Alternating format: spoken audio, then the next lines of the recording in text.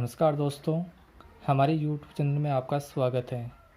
आज मैं आपके सामने एक टॉपिक लेकर आया हूं जिसका नाम है पाचन तंत्र, जिसको इंग्लिश में बोलते हैं डाइजेटिव सिस्टम।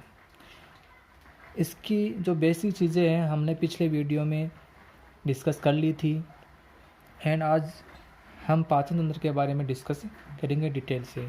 और मैं आपको बता दूं, इस वीडियो में आपको इसको समझाने के साथ साथ में इसके संपूर्ण नोट्स एवं इसके जितने भी महत्वपूर्ण क्वेश्चन बनते हैं वो क्वेश्चन आपको इस वीडियो में मिल जाएंगे।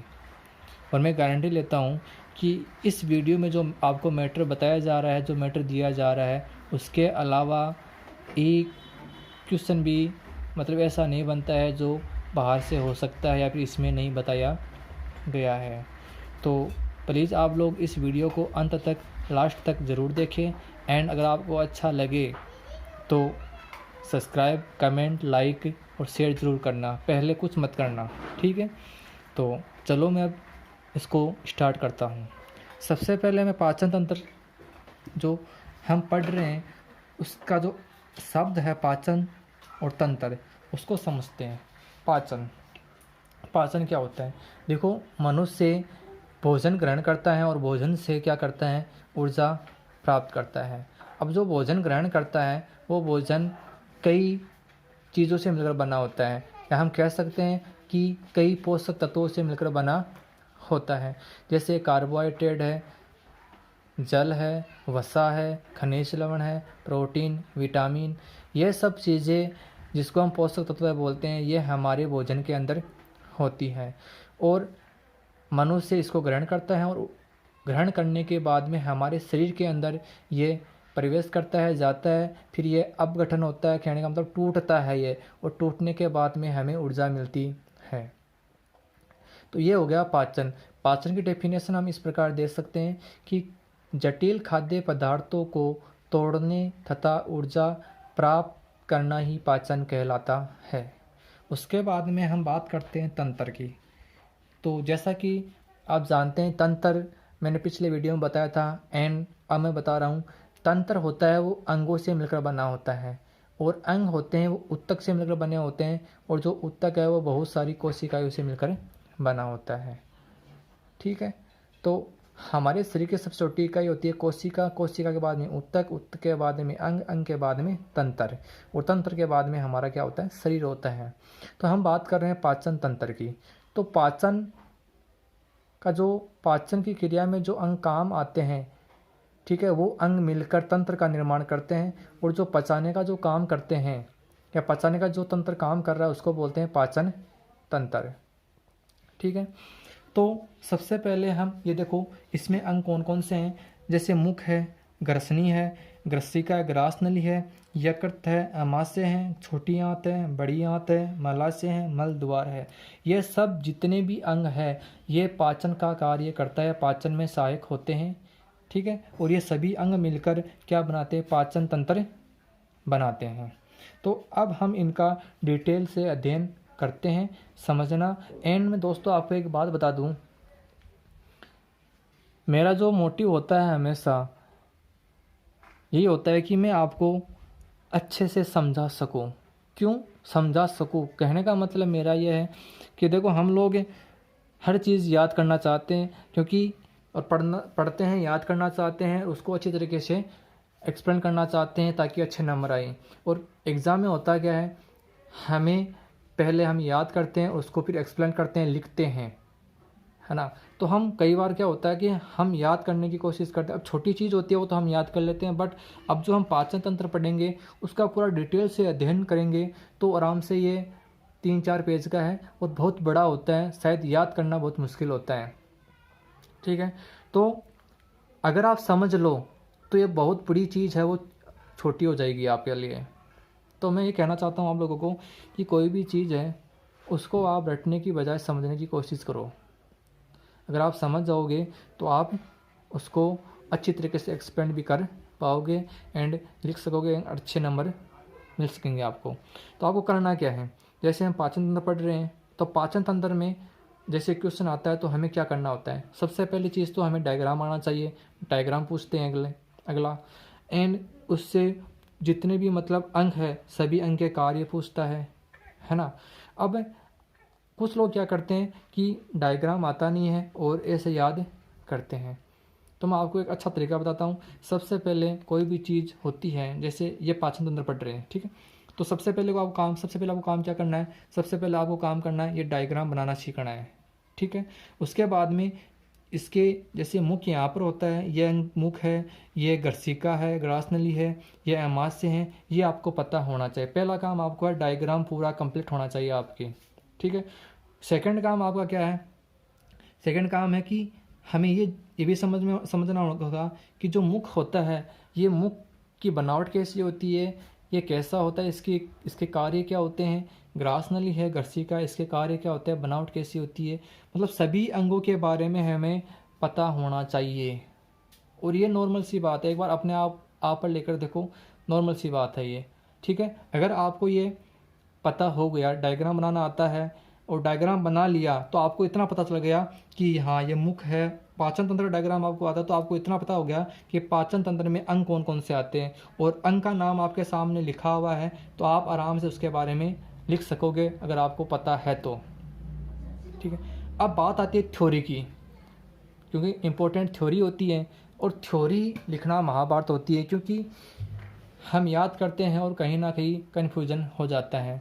तो मैं आपको बता दूं कि एग्ज़ाम में ये कोई नहीं बोलता आपको कि जो बुक में लिखी हुई थ्योरी है वही लिखो, या आपको कई बुक में लिखी हुई थ्योरी है, पासबुक में या किसी और चीज़ में लिखी हुई थ्योरी है वही आप लिखो तभी नंबर मिलेंगे, नहीं। थ्योरी चाहे कहीं से भी लिखो, आप चाहे अपनी तरफ से लिखो, बट बात जो कही हुई है वो अच्छी होनी चाहिए। तो अगर आपको इतनी चीज़ें, डायग्राम पता है, इनका कार्य पता है, तो आप थ्योरी अपने आप बनाकर लिख सकते हो, और वो थ्योरी आपकी उससे भी बेस्ट होगी जो बुक में लिखी हुई है। तो अब इस डायग्राम है, ये जो टॉपिक है इसको समझना मेरे साथ साथ में, अगर आपको समझ में ना आए तो मेरे को बोलना आप। तो हम स्टार्ट करते हैं पाचन तंत्र, ठीक है। सबसे पहले देखो पाचन तंत्र, पाचन की डेफिनेशन हमने पढ़ ली। पाचन तंत्र क्या होता है कि वह तंत्र जिसमें मुख से लेकर मल त्याग तक के सभी अंग सम्मिलित होते हैं उसको पाचन तंत्र बोलते हैं। और एक वर्ड आता है आहार नाल, एक वर्ड आता है आहार नाल।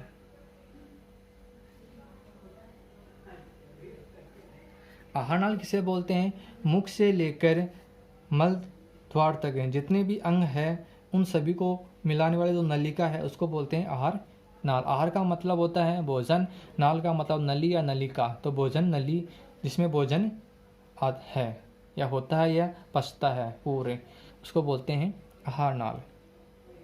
तो हम सबसे पहला जो देखो, अब आपने डायग्राम बनाना सीख लिया, डायग्राम का पता है, अब जितने भी अंग हैं, तो अब स्टार्ट कहाँ से करना है, सबसे मेन बात तो ये है, स्टार्ट करो उसके हिसाब से चलते रहो।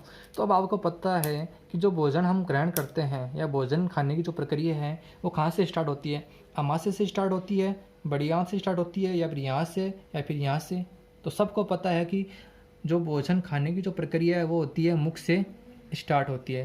तो पहला अंग कौन सा है हमारा, मुख ही है, तो इसके बारे में हम बात करते हैं। तो देखो मुख आहार नाल का सब, मैं अब इसकी थ्योरी बताते जा रहा हूँ, सुनना आप ध्यान से। जो मुख है वो आहार नाल का प्रारंभिक भाग होता है, सबको पता है।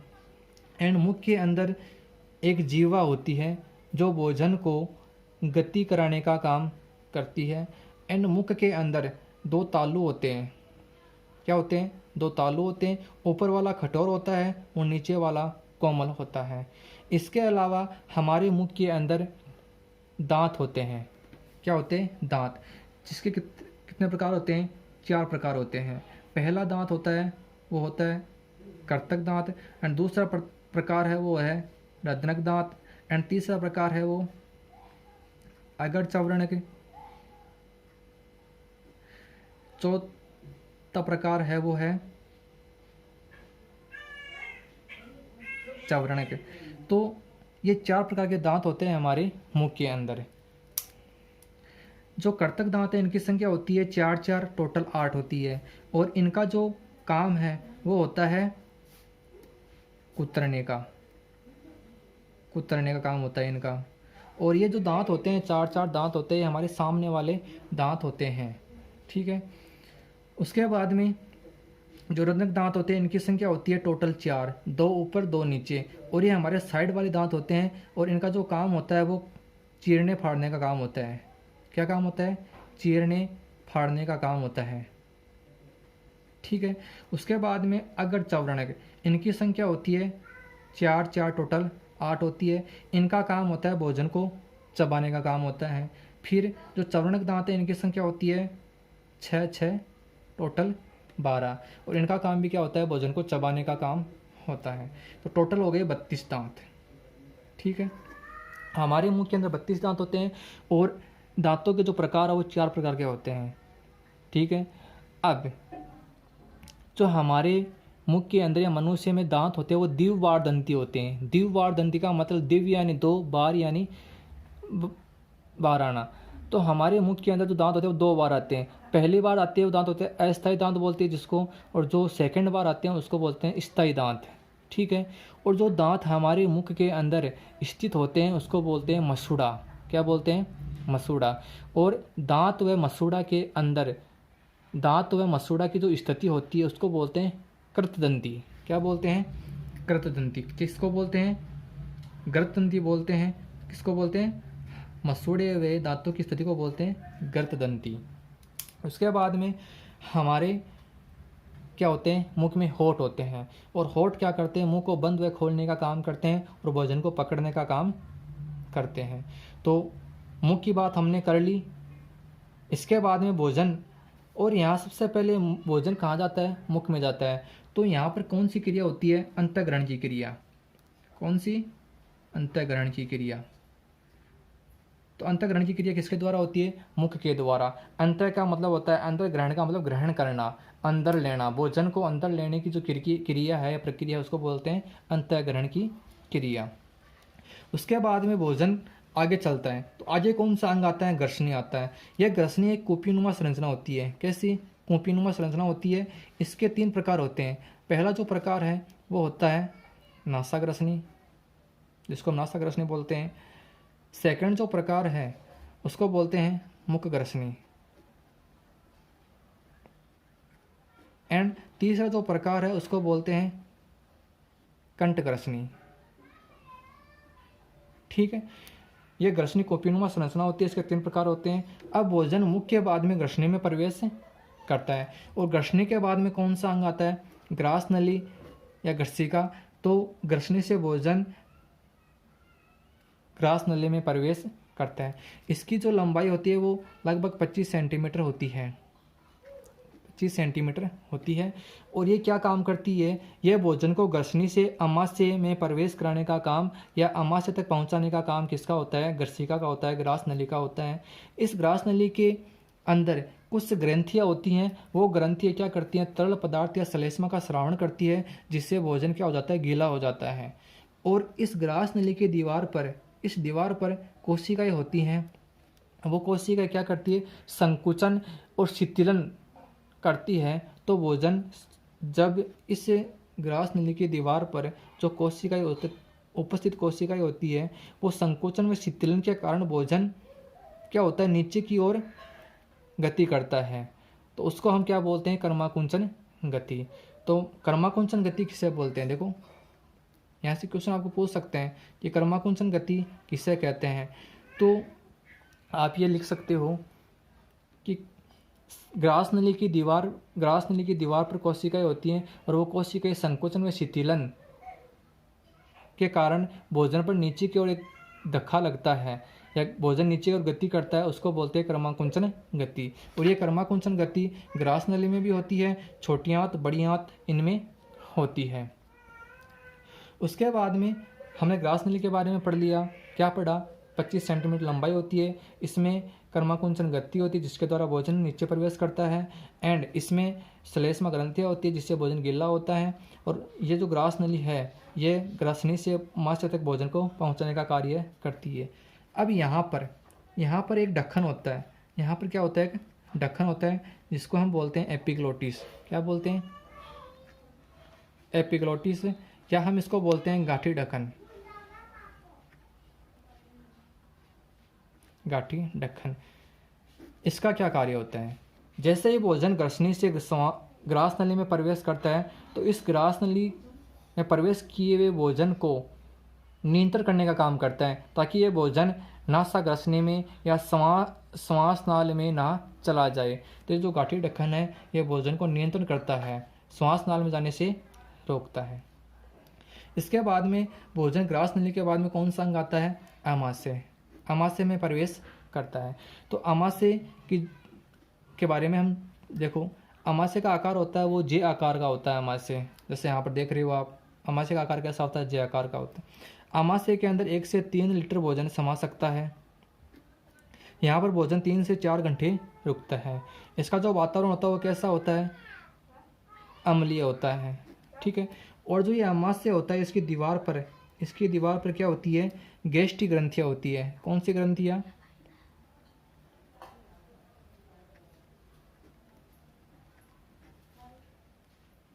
गैस्ट्रिक ग्रंथियाँ होती है। और गैस्ट्रिक ग्रंथियों से कौन सा हार्मोन स्रावित होता है? गैस्ट्रिस हार्मोन स्रावित होता है, ठीक है। और ये जो गैस्ट्रिन एंजाइम स्रावित होता है। और गैस्ट्रिन एंजाइम क्या करता है? प्रोटीन को पेप्टोन में बदलता है। जैसा कि मैंने बताया कि भोजन के अंदर पोषक तत्व होते हैं जैसे कार्बोहाइड्रेट, प्रोटीन, विटामिन। तो ये जो गैस्ट्रिक एंजाइम है ये प्रोटीन को किसमें बदलता है? पेप्टिन में बदलता है। उसके बाद में आमाशय के अंदर क्या होती है? जठररस ग्रंथियाँ होती है। कौन सी? जठररस ग्रंथियाँ। और जठररस ग्रंथियों से कौन सा एंजाइम स्रावित होता है? पेप्सिन और रेनिन। कौन सा? पेप्सिन और रेनिन। ये जो पेप्सिन एंजाइम है ये क्या काम करता है? इनका काम होता है प्रोटीन को पेप्टोन में चेंज करना होता है। और जो रेनिन एंजाइम है इसका भी काम क्या होता है? इसका काम होता है हम जब दूध पीते हैं तो दूध में प्रोटीन होती है, वो प्रोटीन, उस प्रोटीन को कौन चेंज करता है? प्रोटीन को कौन तोड़ता है? उसका पाचन कौन करता है? ये रेनिन एंजाइम। जो दूध में घुली हुई प्रोटीन है उसको पेप्टोन में कौन ठोस प्रोटीन या कैल्शियम पेस्किसिनेट में कौन बदलता है? रेनिन एंजाइम बदलता है। तो ये था आमाशय का कार्य। अब आमाशय है वो 3 भाग होते हैं आमाशय के। जो पहला भाग है यहाँ पर होता है इसको बोलते हैं हम जठरागम भाग, ठीक है। जो बीच का भाग है उसको हम बोलते हैं फंडिस। क्या बोलते हैं? फंडिस। और जो लास्ट का भाग है, लास्ट का कौन सा? जब आमाशय के बाद में कौन सा अंग आता है? छोटी आंत है। जब छोटी आंत में प्रवेश करता है तो इसको बोलते हैं हम जठरा निर्गमी भाग। जठरा निर्गमी भाग। तो जठरागम भाग, जठरागम भाग का मतलब जठरागम, आगमन, प्रवेश करना। तो वो भाग जहाँ पर मतलब आमाशय का वह भाग जहाँ ग्रास नली प्रवेश करती है वह भाग जठरागम कहलाता है। फंडिस, आमाशय के मध्य का भाग फंडिस कहलाता है। जठर निर्गमी, निर्गम का मतलब निकलना। तो आमाशय जब छोटी आंत में प्रवेश करता है उस भाग को बोलते हैं जठर निर्गमी भाग, ठीक है। उसके बाद में कौन सा अंग आता है? उसके बाद में आता है छोटी आंत।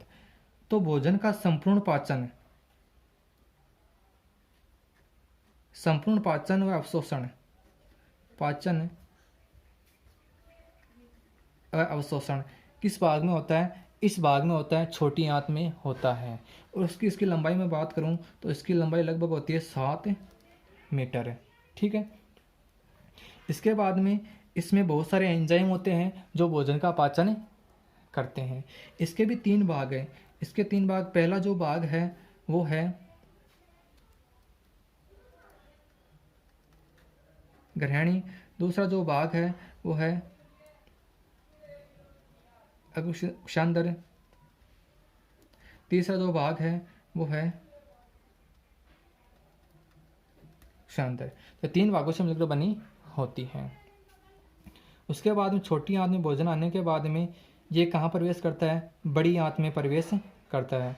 और बड़ी आंत क्या काम करती है? बड़ी आंत है वो जल व खनिज लवणों का अवशोषण करती है। और बड़ी आंत में सूक्ष्म जीवाणु होते हैं, सूक्ष्म जीवाणु होते हैं जो अपचित भोजन है। मैं कहने का मतलब भोजन यहाँ से स्टार्ट हुआ था, पचता हुआ, तो यहाँ पर आकर पच गया, वो लगभग पच गया। अब जो अपचित भोजन जो पचा नहीं है वो यहाँ इस बड़ी आंत में छोटी आंत में पचने के बड़ी आंत में आता है। और बड़ी आंत में सूक्ष्म जीव होते हैं, जीवाणु होते हैं, वो क्या करते हैं?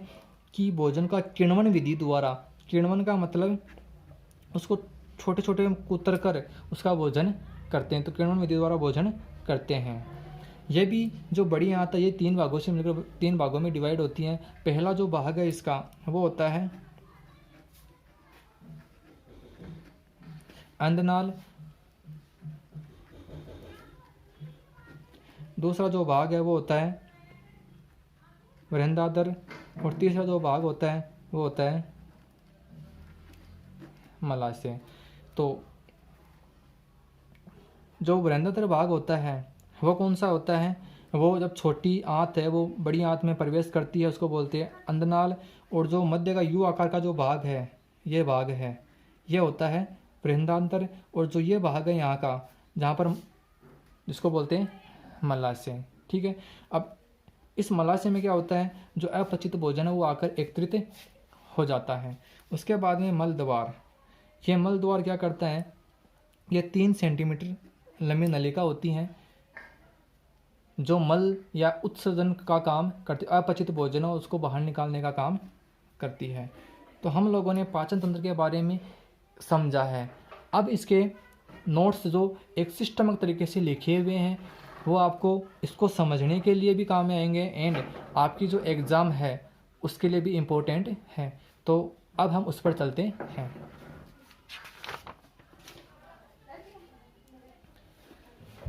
देखो, सबसे पहले हम बात करते हैं पाचन की डेफिनेशन की। पाचन की डेफिनेशन क्या होती है, तो जटिल खाद्य पदार्थों को छोटे छोटे टुकड़ों में तोड़ना तथा ऊर्जा प्राप्त करना ही पाचन कहलाता है। उसके बाद में पाचन तंत्र, वह तंत्र जिसमें मुख से लेकर मल त्याग तक सभी अंग सम्मिलित होते हैं उसे पाचन तंत्र कहते हैं। ठीक है, उसके बाद में पाचन तंत्र में प्रयुक्त अंग एवं क्रिया विधि, कि पाचन तंत्र में कौन कौन से अंग प्रयुक्त होते हैं और उनकी क्रिया विधि क्या है उसके बारे में हम पढ़ेंगे। तो सबसे पहला मुख है। मुख की क्रिया विधि क्या है कि आहार नाल का प्रारंभिक भाग मुख से प्रारंभ होकर मुख गुहा में खुलता है। इसकी आकृति कटोरे नुमा होती है। इसके ऊपर कठोर तथा नीचे कोमल तालु पाए जाते हैं। मुख में मांस जीवा होती है जो भोजन को गति कराने तथा आगे धकेलने का कार्य करती है। मुख में लार स्रावित होती है। हमारे मुख के अंदर लार स्रावित होती है, आपको पता है लार निकलती है, जिसमें कौन सा एंजाइम होता है, जिसमें एमाइलेज एंजाइम होता है। एमाइलेज एंजाइम होता है और ये क्या काम करता है, ये स्टार्च को शर्करा में बदलता है। तो यहाँ से आपसे ये भी पूछ सकते हैं कि जो हमारे लार में कौन सा एंजाइम होता है और ये क्या काम करता है। तो लार में एमाइलेज एंजाइम होता है जो क्या काम करता है, स्टार्च को शर्करा में बदलता है। उसके बाद में मुख्य बाद में कौन सा अंग आता है, गर्सिका। यह लचीला अंग है जो फैलता व सिकुड़ता रहता है। इसमें भोजन कर्माकुंचन गति द्वारा करता हुआ अमाशय में पहुंचता है। जैसा हमने पहले पढ़ा था या पिछले पेज में हमने पढ़ लिया था कि कर्माकुंचन गति क्या होती है। गर्सिका या ग्रास नली की लंबाई लगभग 25 सेंटीमीटर होती है। यह ग्रसनी के निचले भाग से आरंभ होकर अमाशय में प्रवेश करती है। इसका मुख्य कार्य भोजन को मुख गुहा से अमाशय तक पहुंचाना होता है। क्लियर। उसके बाद में कौन सा अंग आता है, उसके बाद में जो अंग आता है वो आता है अमाशय। अमाशय लचीला पेशीय अंग है। यह जो भोजन आने पर फैल जाता है। अमाशय की दीवार पर गैस्ट्रिक ग्रंथियां पाई जाती है जो गैस्ट्रिक एंजाइम स्रावित करती है तथा यह गैस्ट्रिक एंजाइम प्रोटीन को पेप्टोन में, यह जो गैस्ट्रिक कौन सी ग्रंथियां पाई जाती हैं, गैस्ट्रिक ग्रंथियां, और इससे कौन सा हार्मोन स्रावित होता है, गैस्ट्रिक हार्मोन स्रावित होता है। और ये क्या काम करता है, ये प्रोटीन को, किसको, प्रोटीन को पेप्टोन में बदलता है ये। क्लियर। फिर अमाशय में जठर रस ग्रंथियाँ होती है। अमाशय में कौन सी, जठर ग्रंथि होती है जो जठर रस व श्लेष्मा का श्रावण करती है। और जठर रस में रेनिन व पेप्सिन एंजाइम होते हैं।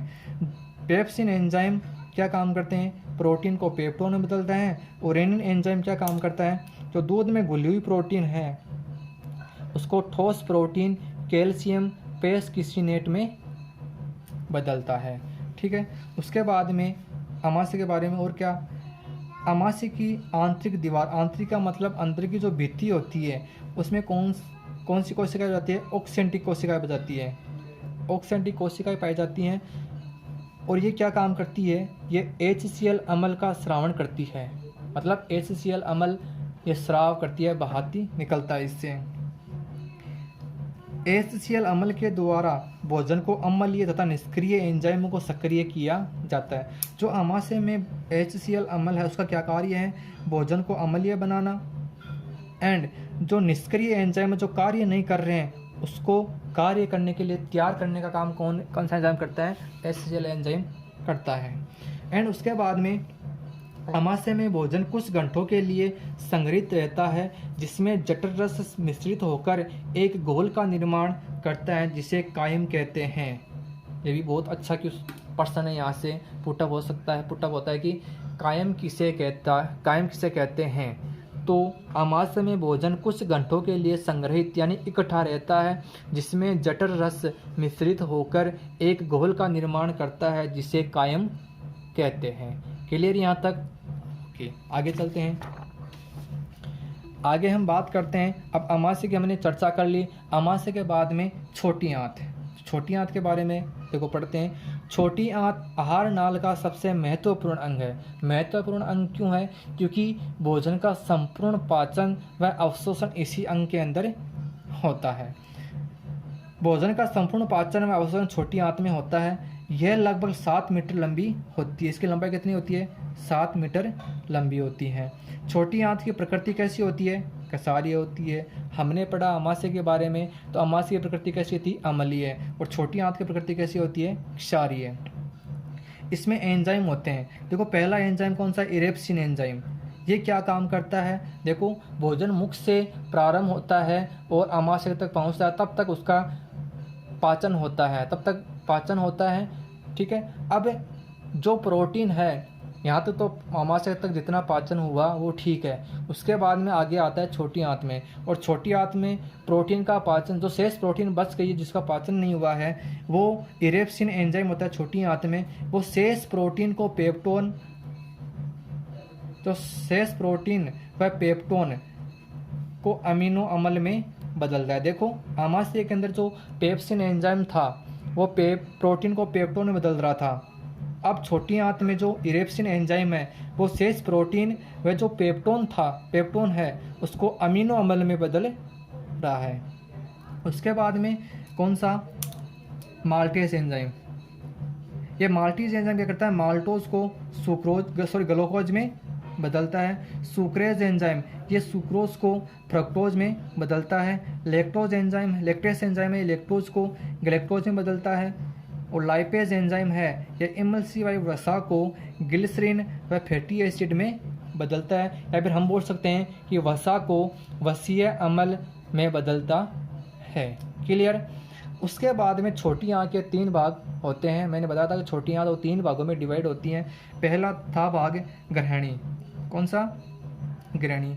यह भोजन के रासायनिक पाचन में सबसे महत्वपूर्ण भूमिका निभाता है। जो छोटी आंत का ग्रहणी भाग है, जहाँ पर आमाशय छोटी आंत में प्रवेश करता है, उस भाग को बोलते हैं ग्रहणी। और यहाँ पर क्या होता है, इस भाग में रासायनिक पाचन होता है भोजन का। तो आपसे पूछ ले कि छोटी आंत के किस भाग में भोजन का रासायनिक पाचन होता है, तो वो कौन सा भाग है, ग्रहणी भाग है। ठीक है। उसके बाद में भाग आता है अग्रक्षांतर। यह पचित भोजन के आहार रस का अवशोषण करता है। जो अग्रक्षांतर भाग है ये क्या काम करता है, तो पचा हुआ भोजन है, आहार का मतलब भोजन पचित भोजन के भोजन रस से, जो पचा हुआ भोजन है उसके रस को क्या करता है, ये अवशोषण करता है, ग्रहण करता है। फिर अगला जो भाग आता है इसका 3 नंबर का क्षांतर, ये किसका अवशोषण करता है, ये पोषक तत्वों का अवशोषण करता है। और पोषक तत्व क्या होते हैं, मैंने आपको कई बार बता दिया इसी वीडियो में कि जैसे कार्बोहाइड्रेट है, प्रोटीन है, वसा है, खनिज लवण है, इनका अवशोषण कौन करता है, क्षांतर। ठीक है। तो छोटी आंत के जितने भी भाग है उनका अलग अलग कार्य होता है। उसके बाद में अगला जो अंग आता है वो है बड़ी आंत। और बड़ी आंत के बारे में देखो, कुशांदर के आगे का भाग बड़ी आंत कहलाता है। मतलब जो कुशांदर है वो कौन सा भाग होता है? छोटी भाग, छोटी आंत बड़ी आंत में प्रवेश करती है, उसे बोलते हैं कुशांदर। ठीक है। इसमें विशेष प्रकार के जीवाणु अपचित भोजन को किण्वन विधि द्वारा पचाने में मदद करते हैं। किसमें होते हैं सूक्ष्म जीवाणु? बड़ी आंत में। बड़ी आंत का मुख्य कार्य यह है जल व खनिज लवण का अवशोषण करना होता है तथा अपचित भोजन को मल द्वार में उत्सर्जन करना होता है। बड़ी आंत के 3 भाग हैं। अंधनाल, पहला भाग कौन सा है? अंधनाल। यह भाग कुशांदर से आने वाले पचित रस का अवशोषण करता है तथा शेष बचे अपशिष्ट को वृंदांतर में भेजता है।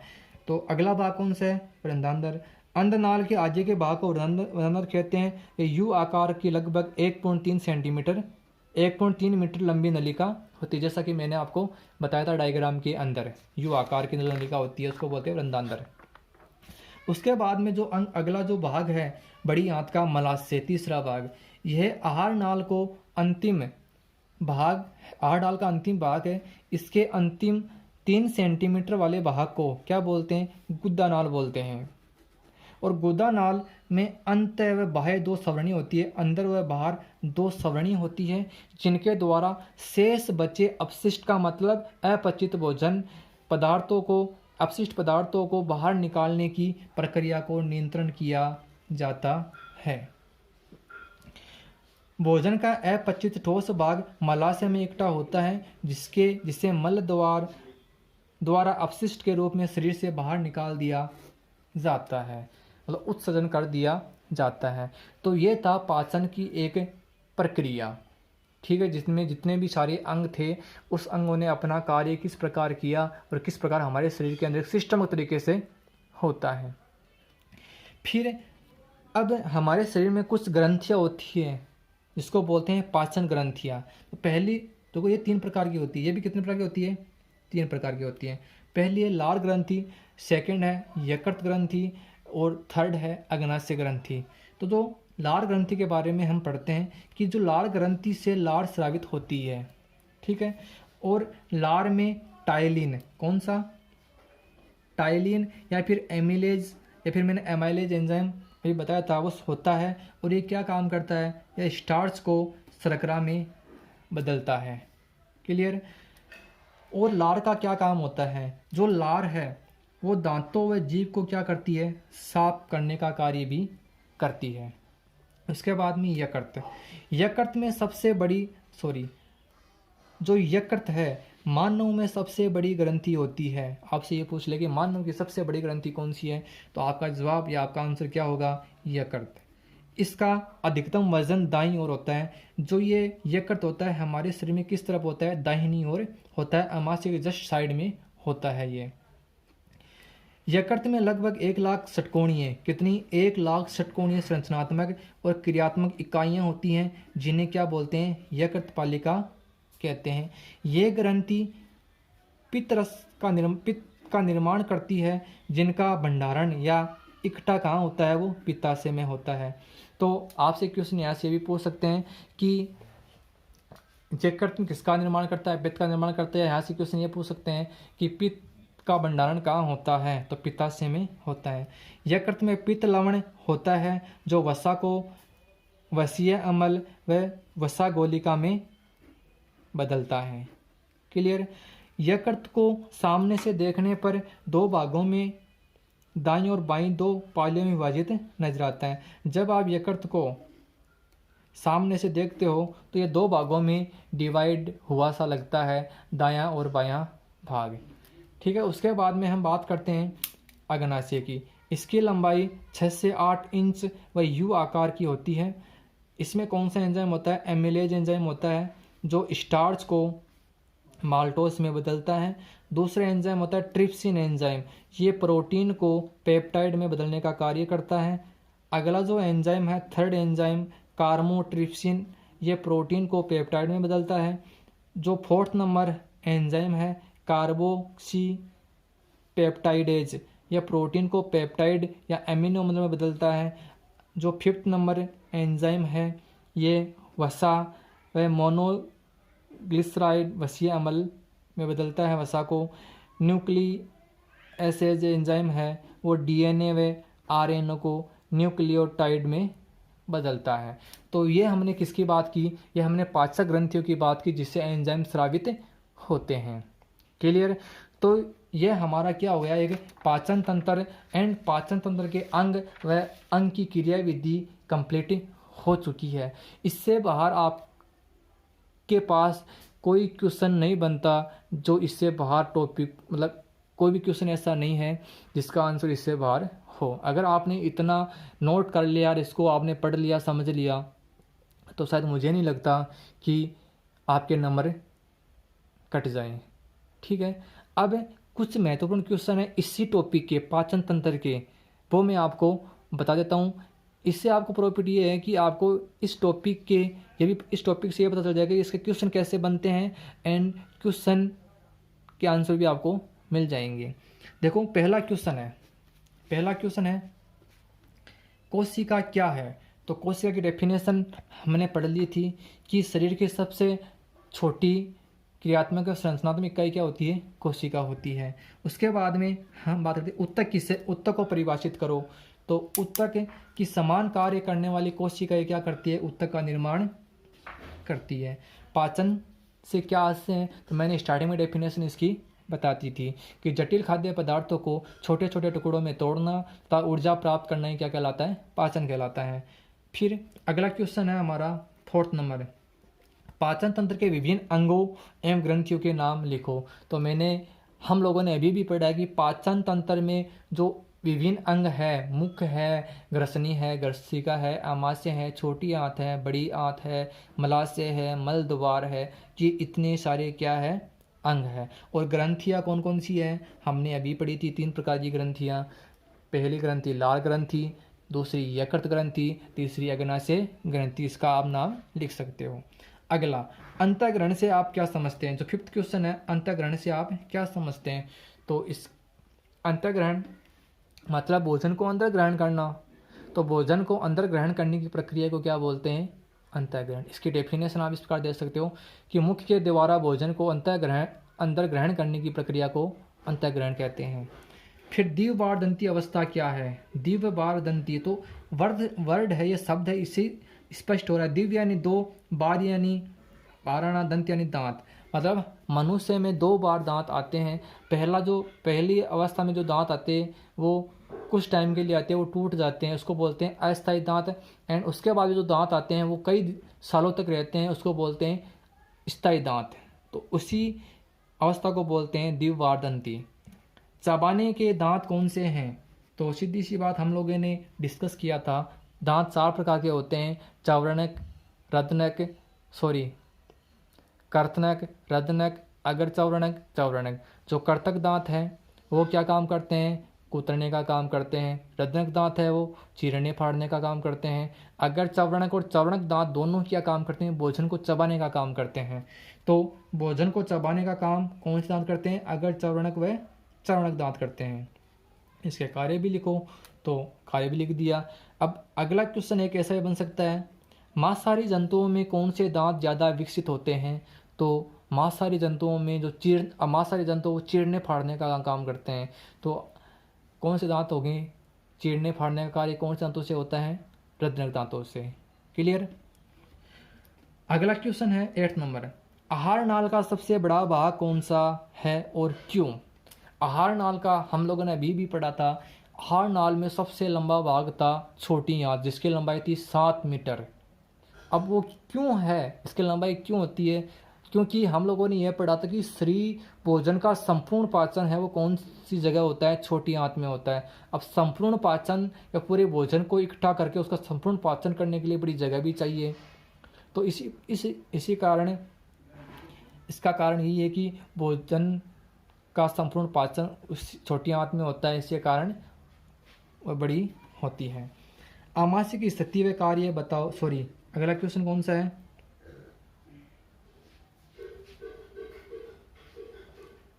हमने कहाँ पढ़ लिया जिससे, यहाँ अगला क्वेश्चन 9th, अग्नाशय रस में पाए जाने वाले एंजाइम बताइए। तो हमने अभी भी पढ़ा था, पित्त लवण वगैरह है वो चीज़ें। फिर पित्त रस का संचय कहाँ होता है और इनमें क्या क्या पाया जाता है। तो पित्त रस का संचय अग्नाशय रस में पाए जाने वाले एंजाइम, तो हमने 4-5 एंजाइम अभी पढ़े थे। मानव में सबसे बड़ी ग्रंथि कौन सी होती हैं? यकृत ग्रंथि होती हैं। एवं इसमें कितनी पालियाँ उपस्थित होती है? इसमें 2 पालियाँ उपस्थित होती हैं। पित्त रस का संचय कहाँ होता है? पित्ताशय में होता है। और इसमें क्या क्या पाया जाता है? पित्त लवण वगैरह और चीज़ें भी इसमें पाई जाती हैं। अमाशय की स्थिति एवं कार्य बताओ। तो अमाशय की स्थिति हमने पढ़ी थी कि इसके आकार कैसा हो, इसकी अम्लीय प्रकृति होती है, इसमें 3 से 4 घंटा भोजन समा सकता है, इसमें गैस्ट्रिक ग्रंथियाँ होती है एंड इसमें जठरस ग्रंथियाँ होती है। इसके 3 भाग होते हैं, जठरागम, फंडिस, जठरा निर्गमी भाग होते हैं। अगला क्वेश्चन है कर्माकुंचन गति क्या है? और ये भी हमने पढ़ दी थी। ये किन किन अंगों में होती है? ये ग्रास नली में, छोटी आंत, बड़ी आंत इनमें होती है। पाचन की यांत्रिक प्रक्रिया है कि भोजन को अंदर ग्रहण करना, चबाना और ग्रास नली में कर्माकुंचन गति। अगला है पाचन तंत्र का नामाचित्र बनाइए तथा इसकी क्रिया विधि लिखिए। तो ये अगर आपने ये याद कर लिया कि पाचन तंत्र का नामांकित चित्र और पूरी क्रिया विधि अगर आपने याद कर ली, तो इतने सारे जो क्वेश्चन मैंने लिखाए हैं वो क्वेश्चन इसमें ही आ जाएंगे सभी क्वेश्चन, क्योंकि ये जो क्वेश्चन है पूरा इसका सारांश है, मतलब पूरा एक्सप्लेनेशन है, सारांश एक्सप्लेनेशन है पूरा। फिर घर्षणिक का संक्षिप्त वर्णन कीजिए। घर्षणिक के बारे में संक्षिप्त रूप में लिखना है। ये कोपिनुमा संरचना होती है, 3 भागों में डिवाइड होती है। इसका काम क्या होता है? एपिग्लोटिस का क्या कार्य करता है? तो एपिग्लोटिस क्या कार्य करता है? भोजन को श्वास नाल में जाने से रोकता है। अगला क्वेश्चन, किन्हीं 3 पाचन ग्रंथियों के नाम लिखिए। तो 3 पाचन ग्रंथियाँ कौन कौन सी है? अभी हमने पढ़ी थी, ठीक है। लाल ग्रंथि है, यकृत ग्रंथि, अग्नाशय ग्रंथि है। टिप्पणी लिखनी है। टिप्पणी किस पर लिखनी है? लाल ग्रंथि के बारे में टिप्पणी लिखनी है, अग्नाशय ग्रंथि के बारे में टिप्पणी लिखनी है और यकृत पर टिप्पणी लिखनी है।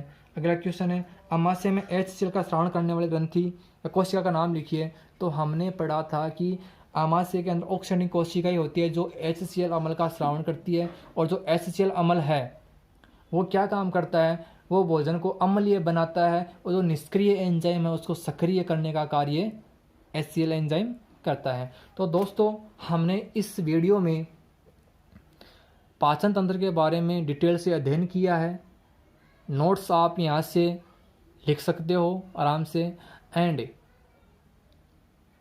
मुझे आशा है या मुझे लगता है कि आपने बहुत कुछ सीखा है इस वीडियो में और समझ में आया होगा। तो अगर दोस्तों वीडियो अच्छा लगा, समझ में आया, तो subscribe, like, comment, share and अपने